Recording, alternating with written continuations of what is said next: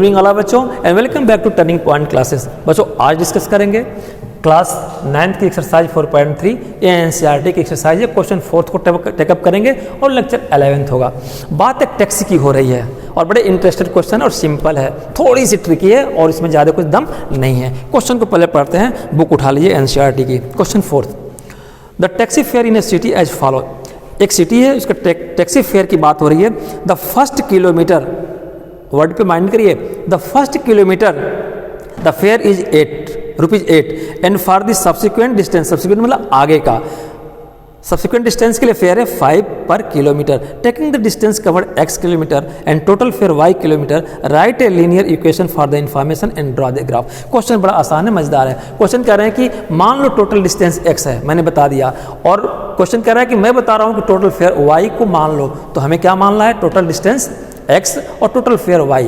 कुछ भी अगर ना दिया हो तो उसको लेट करेंगे, ठीक है बेटा, ये तो बात आप बहुत पहले से जानते हो। थोड़ा यहाँ पे आ जाओ, इस ग्राफ को स्केच करने की कोशिश करते हैं, ठीक है बेटा। अच्छा, इन्होंने कहा ये पता नहीं है डिस्टेंस कितनी है। हाँ, इन्होंने कहा कि पूरी डिस्टेंस x किलोमीटर, मैंने बोल दिया मान लो, ठीक है, ठीक है। तो टोटल फेयर भी y मान लो, ये दिया है, कोई बात नहीं। इन्होंने क्वेश्चन में एक छोटा सा वर्ड को यूज किया है, फर्स्ट किलोमीटर। फर्स्ट किलोमीटर मतलब कि 1 किलोमीटर, ये डिस्टेंस कितनी है, 1 किलोमीटर। एनसीईआरटी को बार बार पढ़ोगे, बार बार कुछ मजेदार चीज़ मिलेगी, इसलिए ये कंट्री की बुक कहलाती है। एक बुक को कई बार पढ़ो, ज़्यादा अच्छा है कई बुक पढ़ने से, ठीक है बेटा। आ जाओ, तो अगर ये फर्स्ट किलोमीटर है तो सब्सिक्वेंट कितना बच जाएगा आगे डिस्टेंस, यहाँ से लेके यहाँ तक, यहाँ से पूरा x है, उसमें 1 किलोमीटर निकाल दिए तो x - 1 ये डिस्टेंस किलोमीटर बच गई, ये किलोमीटर है, ये आगे को सब्सिक्वेंट बोलते हैं। तो फर्स्ट किलोमीटर 1 नहीं दिया है, वर्ड में लिख दिया है फर्स्ट किलोमीटर। आइए, अच्छा ठीक है बेटा, तो फर्स्ट किलोमीटर का फेयर कितना है, इसको देखें तो इसका ₹8 पर किलोमीटर है, और इसका कितना है, जो ये जर्नी कर रहे हैं उसका ₹5 पर किलोमीटर है, ठीक है। हमें डिस्टेंस पता नहीं है, हमें क्या नहीं पता है, सॉरी डिस्टेंस पता नहीं है, वो हम पता करेंगे तो डिस्टेंस पता नहीं करना है। क्वेश्चन ने कहा है कि ज़्यादा दिमाग न लगाओ, इसका एक क्वाड्रेटिक इक्वेशन बना के दिखा दो, ठीक है, और उसका एक ग्राफ बना के दिखा दो, बहुत आसान है। चलिए अब क्वेश्चन को ज़रा सॉल्व करने की कोशिश करते हैं। आइए, क्वेश्चन ने खुद को कहा है कि टोटल डिस्टेंस क्या मानो, ये सॉल्यूशन है, ये रफ में रह गया बेटा समझने के लिए। मैं पूछूं बेटा कि टोटल फेयर कितना है, तो जो ये फेयर और ये फेयर की बात करेंगे, जोड़ देंगे, वो टोटल फेयर कितने के बराबर हो जाएगा, y के बराबर। अच्छा, तो टोटल डिस्टेंस कितना हुआ, x किलोमीटर, x किलोमीटर। ये क्वेश्चन ने कहा है, मैं नहीं कह रहा हूँ बेटा, ठीक है, ये किसने कहा है, क्वेश्चन ने कहा है। अच्छा, और टोटल फेयर किसने कहा है, टोटल फेयर कितना लग रहा है इस पूरी जर्नी में, कितना टोटल फेयर कितना लग रहा है, ₹y है ना, ₹y टोटल फेयर है, जितना किलोमीटर चला उसमें इतना है, ये क्वेश्चन ने दे रखा है, ठीक है, कि इसको ऐसे मान के करो। अच्छा, अब हमें सॉल्यूशन देना है, सॉल्यूशन कैसे देंगे, 2 जर्नी है, फर्स्ट जर्नी है इसके लिए ये रेट है, और सब्सिक्वेंट जर्नी सेकंड जर्नी इसके लिए ये रेट है, लेकिन दोनों का फेयर की बात कर रहा है कि y है, तो हम दोनों जर्नी का अलग अलग फेयर की बात करेंगे। अच्छा, तो फर्स्ट डिस्टेंस यानी कि जो फर्स्ट डिस्टेंस कवर किया है उसका कितना फेयर है, और सेकंड डिस्टेंस कवर किया उतना फेयर है, दोनों को जोड़ देंगे फेयर को, तो कितने के बराबर होगा, y के बराबर होगा। क्वेश्चन ने कहा है कि टोटल फेयर y है, ठीक है। अच्छा, तो फर्स्ट डिस्टेंस मैं लिखूं यहाँ पे, सॉल्यूशन हो गया, फर्स्ट डिस्टेंस कितना बेटा, 1 किलोमीटर, देखो ना। अच्छा, तो इसका फेयर कितना हो जाएगा, इसका फेयर कितना है, ₹8 पर किलोमीटर। ये बात समझ में आ गई। अच्छा ठीक है, थोड़ा मैं जगह छोड़ता हूँ, यहाँ लिखूँ सेकेंड डिस्टेंस या सब्सिक्वेंट डिस्टेंस लिखो, सब्सिक्वेंट डिस्टेंस कितने बच गई, x - 1, ये क्या है, किलोमीटर, ठीक है। तो इसका फेयर कितना है, इसका फेयर कितना है, निकालना है हमें। सब्सिक्वेंट डिस्टेंस का फेयर कितना है, निकालना नहीं, सॉरी, ₹5 किलोमीटर, ₹5 पर किलोमीटर, 1 किलोमीटर का ₹5 है, यही बात हो रही है। चलिए, अच्छा अब एक चीज़ बताओ, मैं पूछूं कि इसमें तो कुछ नहीं दिया है, अगर कि 1 किलोमीटर चला, 1 किलोमीटर का ₹8 है, तो टोटल फेयर कितना होगा, यहाँ पे टोटल फेयर कितना हुआ, फर्स्ट जर्नी फेयर लिखो, है ना, फर्स्ट जर्नी फेयर इसका कितना हो गया, 1 × 8, इसका क्या हो गया बेटा, ₹8 फेयर है ना, ₹8, बस ₹8 लिख दो, है ना, ₹8 है ना, 1 इंटू, फिर देखो पर किलोमीटर, 1 किलोमीटर का 8 रुपया और 1 ही किलोमीटर चले हैं, तो ये टोटल इनका कितना फेयर हो गया, 8 ही हुआ, ठीक है ना, 8 हो गया। अच्छा, अब आ जाओ सब्सिक्वेंट जर्नी, इनकी बात करते हैं फेयर का। तो फेयर क्या होता है, जितने किलोमीटर चला उसमें से 1 किलोमीटर का क्या रेट है, तो 1 किलोमीटर का रेट 5 रुपया है और चले कितने, x-5। तो मैं पूछूं कितना खर्च आया, तो x-1 इंटू 5।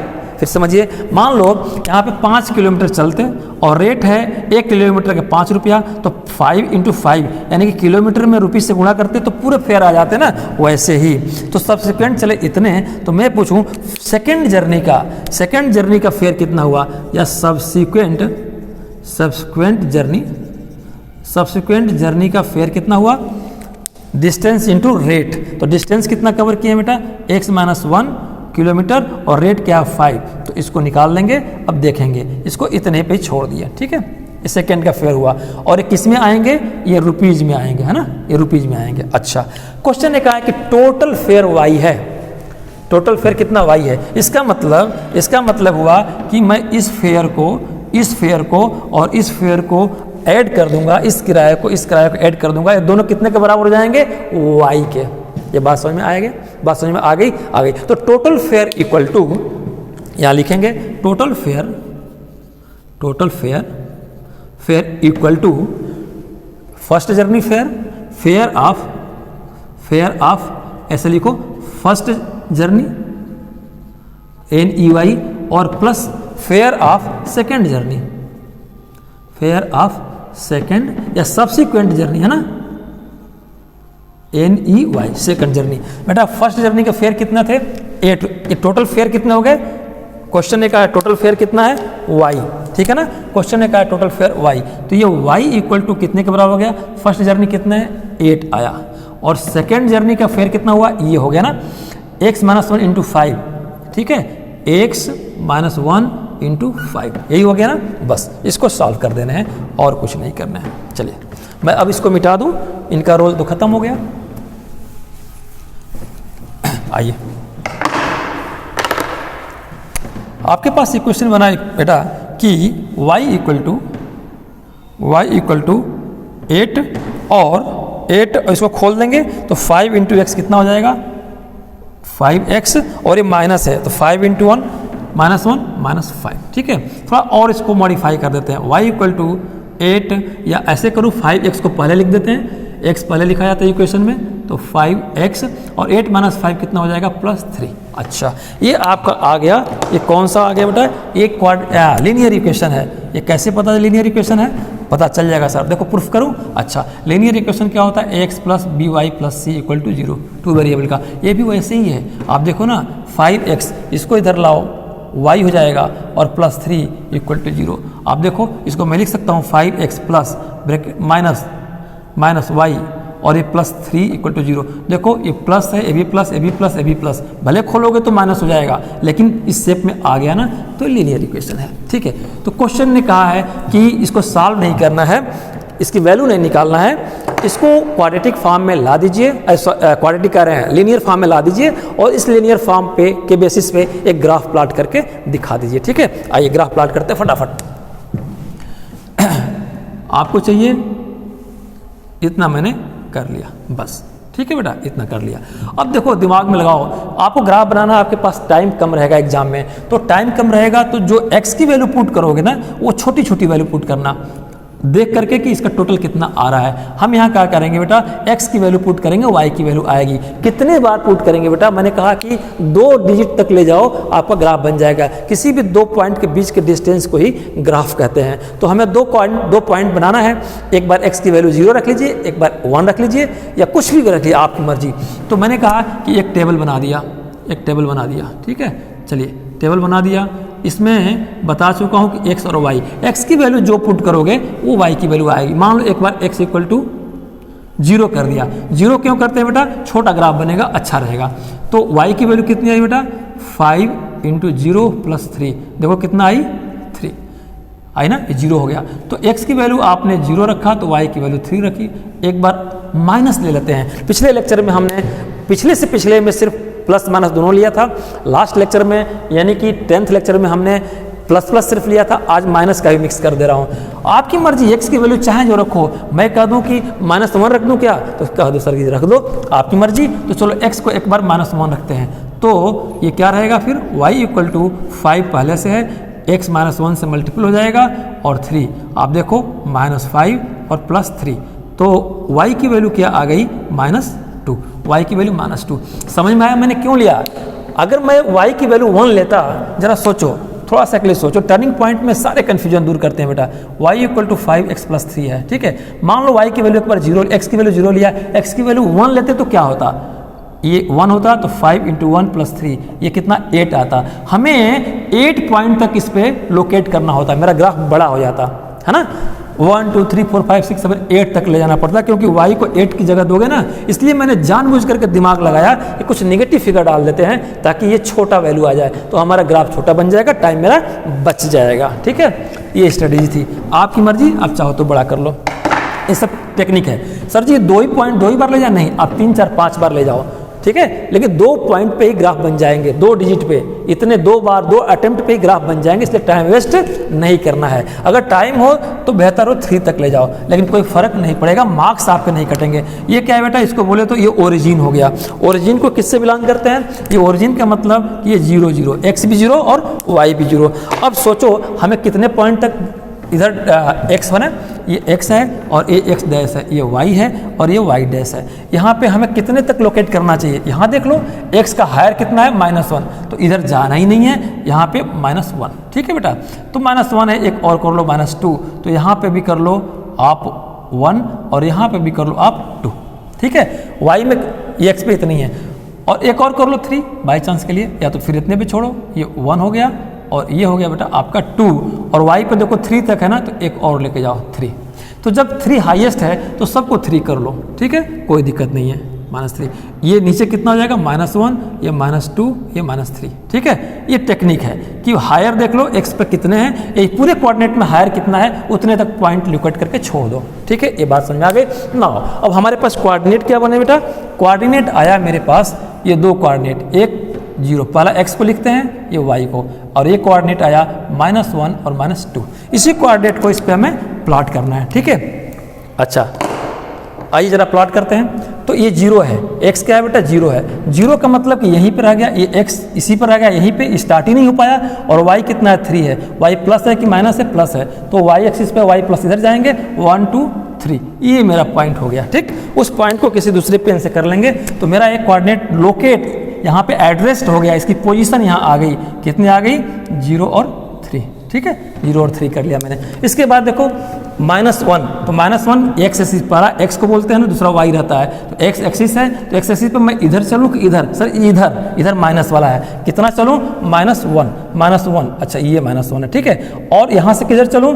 -2, y कितना है? -2, तो y एक्सिस पे माइनस किधर है? नीचे, तो नीचे आएंगे, नीचे कहाँ आएंगे? 1 -1 है, -2 ये है यहाँ पे। इसको डॉटेड से चाहे मिलाओ चाहे ना मिलाओ, जगह सही रहनी चाहिए। ये पॉइंट आ गया, इस पॉइंट का भी कुछ नाम दे देंगे बेटा, क्या नाम दे देंगे? यही नाम रहेगा कोऑर्डिनेट, -1 और -2 की जगह मैंने ये कर दी। अब क्या करना है? अब कुछ नहीं करना है। अब ग्राफ किसको बोलते हैं? किसी भी 2 पॉइंट को मिला दीजिए, किसी भी 2 पॉइंट को मिला दीजिए तो ग्राफ बनता है। बेटा ये 2 ही पॉइंट क्यों आए? क्योंकि मैंने 2 ही बार ले गया था, 0 -1। अगर यहाँ पे 2 रख देते तो एक y भी एक आता, कुछ आता, तो तीसरा भी इस पे लोकेट होता, उसको भी मिला देते। जितने पॉइंट आए उस सारे पॉइंट को आपस में मिला दीजिए, वही ग्राफ है। अब सर जी सिर्फ यहीं से मिलाऊं? अच्छा चलिए, 2 पॉइंट है ना, ये और ये, इसको मिलाइए। थोड़ा पीछे से, क्यों पीछे से? मैंने पीछे बताया था, अब बता रहा हूँ फिर। चलो ये मैंने मिला दिया। सर जी पीछे से क्यों लिया? इसलिए लिया कि कुछ माइनस की फिगर लेते यहाँ पे x की, तो y माइनस आता, तो और भी कुछ ग्राफ इधर आते, और अगर और फिगर लेते x का तो और भी ग्राफ, यानी कि ग्राफ अभी बढ़ने की चांस में है। जितनी वैल्यू x का रखोगे उतने वैल्यू y की आएगी, उतने पॉइंट आएंगे। तो ये अनलिमिटेड पॉइंट इधर जाएंगे, अनलिमिटेड पॉइंट इधर जाएंगे, या ऐसे भी जा सकते हैं अनलिमिटेड, डिपेंड करता है किस तरह की आपने वैल्यू रखा है। ये बात समझ में आ गई बच्चों? समझ में आ गई।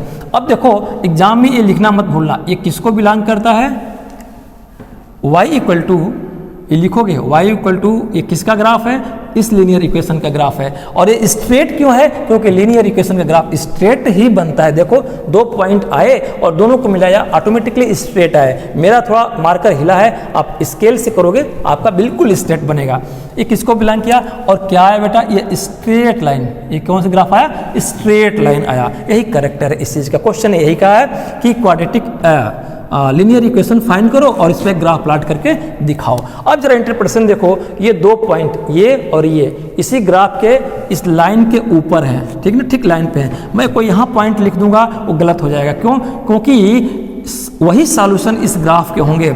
इस लीनियर इक्वेशन का सॉल्यूशन वही होगा जो इस लाइन पे लोकेट होगा, ये और ये। इसका मतलब इसके 2 सॉल्यूशन है, एक ये सॉल्यूशन है और एक ये सॉल्यूशन। फिर इसका मतलब क्या निकला सर? ये निकला कि इन दोनों पॉइंट को x और y को इसमें रखेंगे, ये सेटिस्फाई कर जाएगा, लेफ्ट राइट बराबर हो जाएगा। और इसको भी रखेंगे 0 और 3 को, तो दोनों बराबर कर जाएगा लेफ्ट और राइट। यही करेक्टर है। लीनियर इक्वेशन का ग्राफ हमेशा स्ट्रेट लाइन बनता है और उस स्ट्रेट लाइन पे जितने पॉइंट लोकेट करोगे, एड्रेस करोगे, वो सारे के सारे सॉल्यूशन होंगे किसका? गिवन इक्वेशन का।